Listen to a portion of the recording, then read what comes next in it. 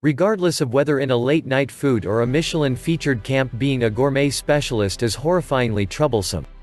We think we comprehend what it resembles because of the exterior introduced on TV. Be that as it may, except if you've worked a move in a kitchen, you know nothing. This infamous industry is severe, and the work process is one of a kind.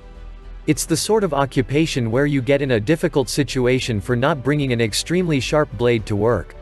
The vast majority are uninformed of the throaty underbelly to this business, an underbelly canvassed in oil and pig's blood. This is an in the background see what it's truly similar to. Is there life after being a chef? To make do in this industry, you should need to be a gourmet expert more than anything on earth. Regularly, individuals get sucked into it in their adolescence or 20s. At that point they begin feeling the years on the line and need to get out. Yet they can't on the grounds that they have children or brilliant minds. It's likewise difficult to lie on a resume when you've had 7 years of kitchen experience. Just however need to work in sales, occasionally, this industry can be a snare. You get up 10 years after the fact and miracle what befell your childhood. It's ideal to never constrain it. I know a 2-star Michelin cook who works 6 days per week, 5 a.m. until 11 p.m. each move.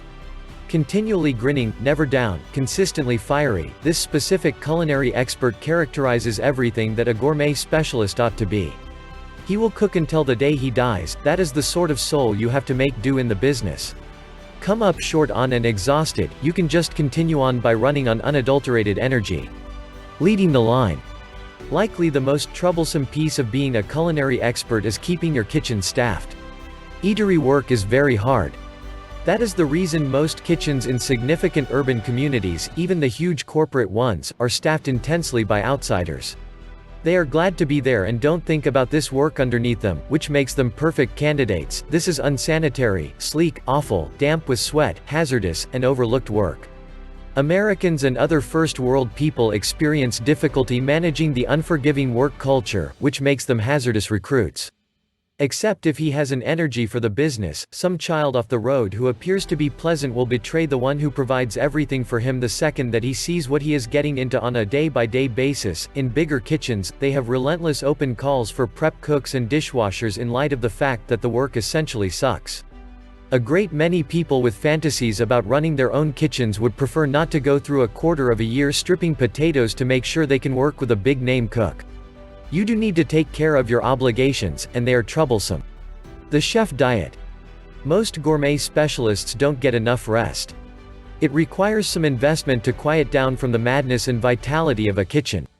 Indeed, even culinary experts who go straight home don't hit the sack immediately. If you are sufficiently fortunate to get out at 11:30 p.m. one night, go straight home, plan the specials for the following movement, and air out a lager or have a tea. It, despite everything, requires some investment and melatonin to hinder the motor that is your brain.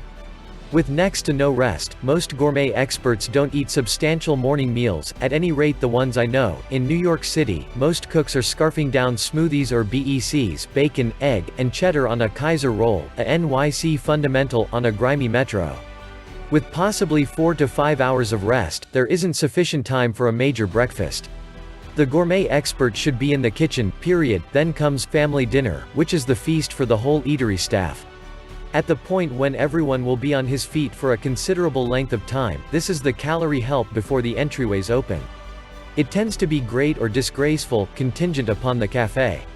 At that point there is the mid-move nibbling, making a couple of additional fries or cheeseburger spring moves to go around the kitchen, taking a bit of bacon, or eating a move of bread implied for the tables.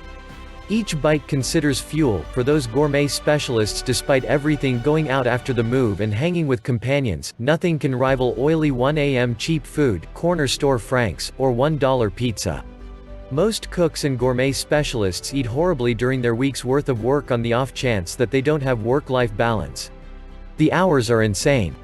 Subsequent to working longer than 10 years in the New York City eatery circuit, I realized that it's standard to do 12 to 14-hour days, 6 to 7 days per week.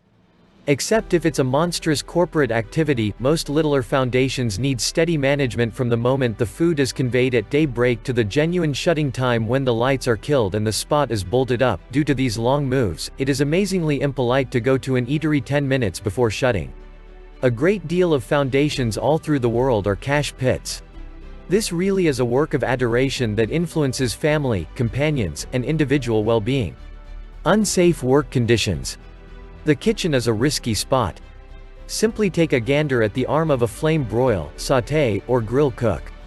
Over a half year on the line and you will appear as though mom expected to conceal the extremely sharp steels when you were a high schooler. Bungle scars from being in a rush and contacting your substance to the edges of a liquid grill, broiler, or skillet are standard and welcome identifications of honor. Hot tanks of oil or bubbling water are continually shipped along dangerous floors. Most kitchens have a lot of savage steps with free grasp tape. In addition, your fundamental work instrument is a well-honed gourmet expert's blade that is there to cut flesh. If you pivot into somebody who's not focusing, you may get lethally wounded. Also, the mandolin culinary device, which resembles a scaled-down vegetable guillotine that wants to cut off fingertips' entirety.